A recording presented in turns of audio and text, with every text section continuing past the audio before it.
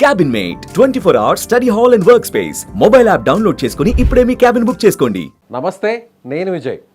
India పాకిస్తాన్కి మధ్య యుద్ధ వాతావరణం ఉన్న టైంలో, అలాగే ఆపరేషన్ సింధూర్ కొనసాగుతానికి ముందు కూడా, అంటే ఈ ఆపరేషన్ సింధూర్ కంటే ముందు కూడా బిఎల్ఏ మీద ఒక పెద్ద ఇదిలో పాకిస్తాన్కి బిఎల్ఏకి అంటే బెలూచిస్తాన్కి మధ్య ఒక ఇష్యూ నడుస్తుంది. పాకిస్తాన్ నుంచి బెలూచిస్తాన్ సపరేట్గా రావాలి, ఒక స్వతంత్ర దేశంగా మమ్మల్ని ఏర్పాటు చేయాలంటూ కూడా గత కొన్ని సంవత్సరాల నుంచి కూడా అక్కడ అంతర్గతంగా ఒక యుద్ధ వాతావరణం ఉంది. నేరుగా పాకిస్తాన్ మీద, పాకిస్తాన్ ఆర్మీ మీద కూడా దాడులు చేస్తుంది బెలూచిస్తాన్ లిబరేషన్ ఆర్మీ. అయితే ఇప్పుడు వాళ్ళకు ప్రకటన కూడా చేశారు, బెలూచిస్తాన్ ఒక స్వతంత్ర దేశంగా ఏర్పాటైంది, మాకు స్వాతంత్రం వచ్చేసింది, మా జెండా ఇదే. ఐక్యరాజ్య సమితి కూడా మమ్మల్ని గుర్తించాలి, భారత్ కూడా గుర్తించాలి, భారత్లో కూడా ఒక ఎంబసీని కూడా పెట్టాలి అంటూ కూడా ఒక రిక్వెస్ట్ కూడా చేస్తుంది. నిజంగానే బెలూచిస్తాన్ ఇప్పుడు పాకిస్తాన్ నుంచి విడిపోయిందా? అసలు ఒక దేశం ఏర్పడాలంటే ఎలాంటి ప్రామాణికాలు ఉంటాయి, ఎవరు గుర్తించాలి? వీటన్నిటి గురించి డిస్కస్ చేద్దాం. మనతో పాటు ఉన్నారు గతంలో మలేషియా, అదేవిధంగా అజర్బైజాన్ ఇలాంటి దేశాల్లో మన భారతదేశం తరఫున ఎంబసీలో రాయబారిగా పనిచేసినటువంటి డాక్టర్ వినోద్ కుమార్ గారు మనతో పాటు ఉన్నారు. సార్ నమస్తే. నమస్కారం. సార్, బెలూచిస్తాన్ ఒక స్టేట్మెంట్ ఇచ్చింది, మాకు స్వాతంత్రం వచ్చేసింది, మేము ఒక దేశంగా విడిపోయాము, మా జెండా ఇది అని చెప్పింది. నిజంగా ఆ గుర్తింపు వచ్చింది అనుకోవచ్చా బెలూచిస్తాన్కి? అంటే ఇప్పుడు మనం అనుకున్నది ఏంటంటే బెలూచిస్తాన్ ఒక ఇండిపెండెంట్ నేషన్గా, కంట్రీగా అవతరించిందా అనేది ఒక క్వశ్చన్ వేసుకున్నట్టయితే వాళ్ళు డిక్లేర్ చేశారు, నిజమే. కానీ ఇంటర్నేషనల్ ఎరీనాలో ఒక కంట్రీగా గుర్తించబడాలని అంటే యునైటెడ్ నేషన్స్ ఉన్నది మనకు. యుఎన్లో వాళ్ళకు మెంబర్షిప్ వచ్చినప్పుడే వాళ్ళను మనం పూర్తిగా గుర్తించినట్టు. ఓకే, ఇప్పుడు ఐక్యరాజ్య సమితిలో వాళ్ళకి మెంబర్షిప్ రావాలంటే ఎవరు సపోర్ట్ చేయాలి? సరే, అదే చెప్పబోతున్నాను. ఎందుకంటే ఐక్యరాజ్య సమితిలో ఇప్పుడు అలా అంటే మనకు పాలస్తీనా కూడా ఫుల్ మెంబర్ కాదు, అబ్జర్వర్గా పెట్టుకున్నారు. యాక్చువల్గా ఒకప్పుడు ఇది ఇజ్రాయెల్ పాలస్తీనా ఇష్యూస్ వచ్చినప్పుడు ప్రపోజల్లో రెండు దేశాలు సపరేట్గా కోఎగ్జిస్ట్ కావచ్చు, అందుకనే వాళ్ళు అగ్రి అయితే ఇద్దరికి రికగ్నిషన్ ఇస్తాము, యుఎన్లో మెంబర్షిప్ ఇస్తామంటే అప్పుడు పాలస్తీనియన్స్ రిఫ్యూజ్ చేసిండ్రు, ఇజ్రాయెల్ ఉండకూడదు, అందుకని వాళ్ళే కాకుండా ఇజ్రాయెల్ యాక్సెప్ట్ చేసింది, ఇజ్రాయెల్కి ఫుల్ మెంబర్ అయిపోయింది, వాళ్ళు ఇంకా అబ్జర్వర్గానే ఉన్నారు. అంటే ఒక్కోసారి యుఎన్ రికగ్నిషన్ పూర్తిగా లేకపోయినా కానీ ఇప్పుడు పాలస్తీనియన్ అనేది అందరికీ తెలిసిందే, ఒక దేశంగానే మనం అంతా చూస్తున్నాం. బట్ అఫ్కోర్స్ వాళ్ళకు అది అఫీషియల్గా ఈ గవర్నమెంట్ అవన్నీ నడిచినా కానీ అంటే ఫుల్ మెంబర్గా ఇంకా కంటిన్యూ కావట్లేదు. ఇప్పుడు వీళ్ళది ఏంటంటే కొన్నిసార్లు ఎలా ఉంటుంది, సపరేట్ కావాలని కొన్ని కంట్రీస్లలో ఎటువంటి మూమెంట్స్ వచ్చినప్పుడు వాళ్ళు ఇండిపెండెంట్గా వాళ్ళ ఫ్లాగ్ తీసుకొని తర్వాత వాళ్ళ గవర్నమెంట్ సెటప్ని పెట్టుకొని ఇది మేము ఇండిపెండెంట్ అయ్యాము, మమ్మల్ని గుర్తించండి అని యుఎన్కు రిక్వెస్ట్ చేశారు వాళ్ళు. అలానే పర్టికులర్గా ఇండియాకు క్లోజ్గా ఎందుకు ఇండియాకు చేసింది అని అంటే ఇప్పుడు 1947 కన్నా ముందు ఈ ఏరియా అంతా బ్రిటిష్ వాళ్ళ కిందనే ఉన్నది. పాకిస్తాన్ కానీ, బెలూచిస్తాన్ కానీ, ఈస్ట్ పాకిస్తాన్, బంగ్లాదేశ్ కానీ, ఇండియా ఇవన్నీ ఉన్నాయి. కాబట్టి అప్పుడు ఇండిపెండెన్స్ వచ్చినప్పుడు ఇప్పుడు రెండైతే ఇండియా పాకిస్తాన్గా విభజింపబడ్డప్పుడు అప్పటి నుంచి కూడా మనకు ఇండియాలో కూడా వాళ్ళు ఏది సామంతరాజులకు ఒక ఆప్షన్ ఇచ్చారు కదా, ఇటు పాకిస్తాన్లో అయినా కలవండి, అటు ఇండియాలో అయినా కలవండి, లేకపోతే ఇండిపెండెంట్గా ఉండండి, అటువంటిదే ఆప్షన్ వాళ్ళకు కూడా ఇచ్చారు. బెలూచిస్తాన్ కూడా ఇస్తున్నారని అంటే 100% అది ఇంప్లిమెంట్ కాలేదు. వాళ్ళు అప్పుడు రిక్వెస్ట్ చేశారు, మేము ఇండిపెండెంట్గానే ఉంటామని. అంటే పాకిస్తాన్తో కలవకుండా మేము సపరేట్గా ఉంటామని అప్పుడు బెలూచిస్తాన్లో వాళ్ళు చెప్పారు. అవును, ఓకే. అయినా కానీ బై ఫోర్స్ సేమ్ మన దగ్గర ఎలా జరిగిందో బై ఫోర్స్ పాకిస్తాన్లో ఇంటిగ్రేట్ చేసుకున్నారు. ఓకే, ఇప్పుడు కాశ్మీర్ని హైదరాబాద్ సంస్థానాన్ని ఎలా మనం అయితే విలీనం చేసుకున్నాం, అలాగే బెలూచిస్తాన్ కూడా పాకిస్తాన్లో కలుపుకున్నారు. అయితే అప్పుడు మాత్రం బోల్డెన్ ప్రామిసులు చేశారు వాళ్ళకు. వాళ్ళు అయినా కానీ అప్పుడు ఏమన్నారు, కనీసం ఒక అటానమస్ స్టేటస్ అని ఇవ్వండి అని అడిగారు. అది కూడా ఏమి ఇవ్వలేదు. బై ఫోర్స్ అంతా ఇంటిగ్రేట్ చేసుకొని పాకిస్తాన్ ఏర్పడిన తర్వాత ప్రాపర్ ఎందుకు అవి అంటే కొంతకాలం తర్వాత ఏమవుతుందని అంటే ప్రజల్లో ఒక వ్యతిరేకత వచ్చింది.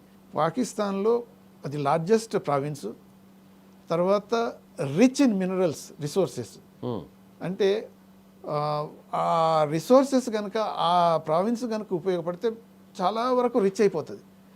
పాకిస్తాన్ ఏర్పడ్డ తర్వాత వీళ్ళు ఏం చేశారని అంటే by whatever force or ఇంకా అదర్ మెథడ్స్ తోటి ఆ మినరల్ రిసోర్సెస్ అన్ని ఎక్స్ప్లాయిట్ చేస్తూ ఇప్పుడు పాకిస్తాన్లో ఇప్పుడు చైనా ఏది పాకిస్తాన్ Economic corridor ఉంది కారిడార్ కదా. కోఆపరేషన్స్ ఇవన్నీ డబ్బు పెడుతుంది అని అంటే బెలుచిస్తాన్లో ఉన్న మినరల్ రిసోర్సులన్నీ ఎక్స్ప్లాయిట్ చేయనీకే పాకిస్తాన్కు డబ్బు ఇస్తుంది. ఇప్పుడు చైనా కట్టుకున్నటువంటి ఆ గ్వాదర్ పోర్ట్ కూడా బెలుచిస్తాన్లోనే ఉంది. బెలూచిస్తాన్లోనే వచ్చేస్తుంది.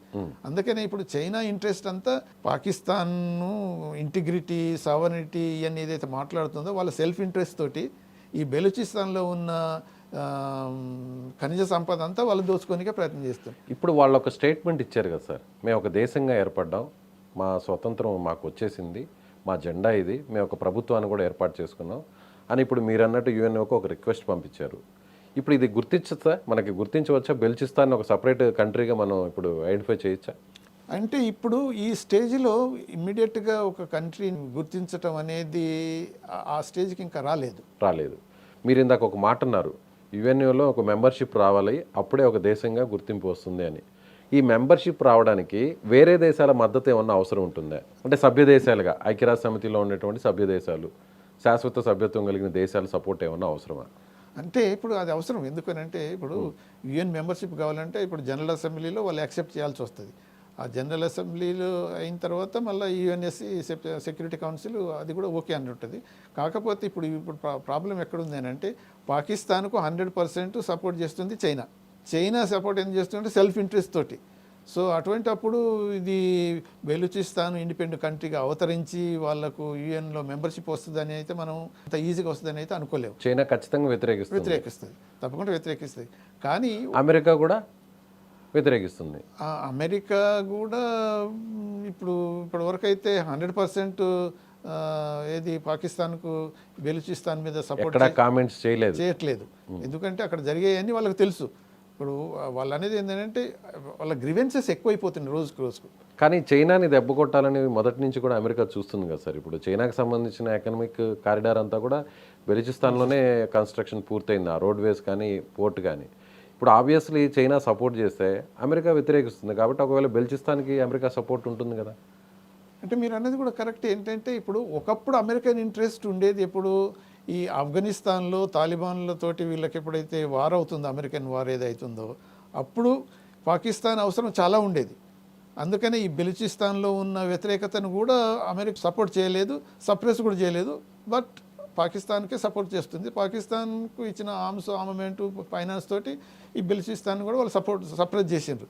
సో అందుకనే ఇప్పుడు పరిస్థితులు మారిపోయినాయి కాబట్టి ఈవెన్ ఆఫ్ఘనిస్తాన్ కూడా ఇప్పుడు పాకిస్తాన్కి అగెనిస్ట్ అయిపోయింది. అవును. సో ఇటువంటి పరిస్థితుల్లో అమెరికన్ ఇంట్రెస్ట్ అక్కడ ఏం లేదు. సో దాంతో కనుక ఈ మూమెంటు కనుక పెరిగినట్టయితే బెలూచిస్తాన్లో ఇప్పుడు ఆల్రెడీ నిన్నటి వరకు చూస్తే ఒక 51 టార్గెట్స్ బెలూచిస్తాన్ లిబరేషన్ ఆర్మీ వాళ్ళంతా ఆక్రమించుకున్నారు. సో పాకిస్తాన్ పోలీస్ అయినా కానీ పాకిస్తాన్ అడ్మినిస్ట్రేషన్ అధికారులు కానీ వాళ్ళంతాని ఆల్మోస్ట్ తరిమేస్తున్నారు. సో ఆ స్టేజ్ వచ్చింది ఒకసారి వచ్చినప్పుడు అయితే ఏమవుతుంది, ఇండియా వాళ్ళు ఎక్కువ కౌంట్ చేసేది ఏంటంటే ఇండియా మీద. ఎందుకంటే ఒకప్పుడు ఇదంతా part of only one India కదా. సో సపరేషన్ వచ్చినప్పుడు పాకిస్తాన్ వచ్చి వాళ్ళని బలవంతంగా ఇంటిగ్రేట్ చేసి వాళ్ళని సపరేట్ చేసి అయింది. కాబట్టి ఇప్పుడైనా మాకు రికగ్నిషన్ ఇవ్వండి అని బెలూచిస్తాన్ రిక్వెస్ట్ చేస్తుంది. సో బంగ్లాదేశ్ని ఏ విధంగా అయితే మనం సపరేట్ చేయగలిగామో అదేవిధంగా ఇప్పుడు బెలూచిస్తాన్ కూడా సపరేట్ చేయండి అని వాళ్ళు రిక్వెస్ట్ చేస్తున్నారు ఇండియా మీద. అయితే ఇప్పుడు ఒక క్వెట్టా సిటీని కూడా క్యాప్చర్ చేశారు, దాన్ని క్యాపిటల్గా కూడా మేము ప్రకటించుకున్నామని చెప్తున్నారు. అంటే ఇప్పుడు యుఎన్ఓ సపోర్ట్ లేకపోతే అందులో మెంబర్షిప్ రాకపోతే దేశంగా ఇంకా ఎవరు కూడా గుర్తింపు పడరా? అవసరం లేదు. ఎందుకంటే ఇప్పుడు మనకు సోవియట్ యూనియన్ డిసింటిగ్రేట్ అయినప్పుడు తర్వాత ఈ కొసావో మన కాన్ఫ్లిక్ట్ ఏదైతే ఉన్నాయో యుగోస్లోవియా ఏదైతే అది డిసింటిగ్రేట్ అయినప్పుడు చాలా కాలం వార్ లైక్ సిచ్యువేషన్ అక్కడే ఉన్నది. సో ఒక్కోసారి ఏమైందంటే కొన్ని కంట్రీస్ రికగ్నైజ్ చేసినాయి, కొన్ని కంట్రీస్ చేయలేదు. సో దాని తర్వాత ఏమవుతుంది అని అంటే కొంతకాలం తర్వాత గవర్నమెంట్ ఎస్టాబ్లిష్ చేసుకోగలిగితే కొన్ని కంట్రీస్ రికగ్నైజ్ చేసినా సరిపోతుంది. మొత్తం యుఎన్లో ఉన్న 200 కంట్రీస్ దాకా అందరు రికగ్నైజ్ చేయవలసిన అవసరం లేదు. ఒక స్టేజ్కి వచ్చిన తర్వాత అప్పుడు కూడా మళ్ళీ యుఎన్ కూడా కన్సిడర్ చేయగలుగుతుంది. ఇప్పుడు ఇండియా ఒకవేళ స్టేట్మెంట్ ఇస్తే ఎస్ బెలూచిస్తాన్ మేము ఒక దేశంగా గుర్తిస్తున్నాం, మేము మా సపోర్ట్ ఉంటుంది బెలూచిస్తాన్కి అని ఒక స్టేట్మెంట్ ఇస్తే అది ఒక రకంగా ఆ దేశానికి ఒక స్వాతంత్రం వచ్చినట్టుగా ప్రపంచ దేశాలు గుర్తించే అవకాశం ఉంది. అంటే ఇప్పుడు ప్రపంచ దేశాలు అదే మనం అనేది ఏంటంటే ఇప్పుడు మనం బెలూచిస్తాన్ ఒకప్పుడు ఏమవుతాయి అంటే ఇప్పుడు ఏది పాకిస్తాన్ మనలో బ్లేమ్ చేస్తుంది, మీరే సృష్టించారు ఇవి అంటే మేము ఇలా కాశ్మీర్లో ఇన్వాల్వ్ అవుతున్నాను, మీరు బెలూచిస్తాన్లో టెర్రరిజాన్ని తీసుకొస్తున్నారు, వాళ్ళకు ఫైనాన్షియల్గా సపోర్ట్ చేస్తున్నారు, మా అంటే పాకిస్తాన్ డివైడ్ చేయడానికి ఇవన్నీ చేస్తున్నారని అవన్నీ అక్యూజేషన్స్ వస్తున్నాయి. కాబట్టి ఇప్పుడు మనం ఇమ్మీడియట్గా రికగ్నిషన్ ఇచ్చే స్టేజ్కి అయితే ఇంకా ఇప్పుడే కనిపించట్లేదు. బహిరంగంగా అయితే వచ్చి ప్రకటన చేసే పరిస్థితులు అయితే ఇప్పుడైతే లేవు. లేవు. అంటే ఇంకా పాకిస్తాన్ మిలిటరీ ఫోర్సెస్ ఇంకా అక్కడే ఉన్నారా సార్, లేకపోతే పూర్తిగా అక్కడి నుంచి ఖాళీ చేసి వెళ్ళిపోయారా?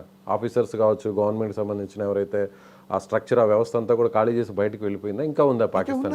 ఇంకా ఉన్నారు. ఇప్పుడు అంటే పూర్తిగా ఎంటైర్ పాకిస్తాన్